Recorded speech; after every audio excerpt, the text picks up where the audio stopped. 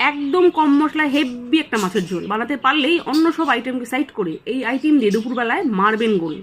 লাগবে শুধু ধনেপাতা বাটা, ভাজা কালো জিরে, সাথে রোজকার সেই একই মশলা, তবে পরিমাণে খুব সামান্য। তাহলে শুরু করি।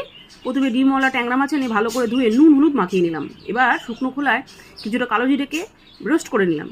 তার সাথে সাথে কিছুটা পরিমাণ ফ্রেশ ধনেপাতা নিয়ে সেটাকেও মিক্সিং জারে পেস্ট বানিয়ে নিলাম। এবার কড়াইতে খানিকটা সর্ষে তেল দিয়ে কালো জিরে ফোড়ন দিয়ে মাছগুলোকে চাপা ঢাকা দিয়ে ভেজে নিলাম। চাপা ঢাকা দিয়ে মাছ ভাজলে মাছের ডিমগুলো ভালো সেদ্ধ হয়ে যাবে।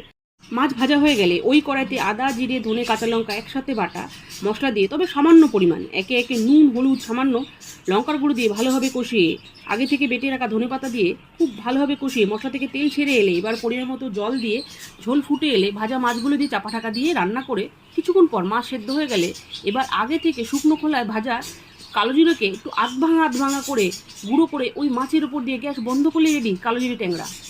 এবার দুপুরবেলা গরম গরম ভাতের সাথে এরকম একটু ডিমওয়ালা ট্যাংরা নিন, সাথে একটু গ্রেভি নিন, নিয়ে ভাত মেখে মুখে দিন। ও কালো জিরের দুর্দান্ত ফ্লেভার, ও সেই স্বাদ।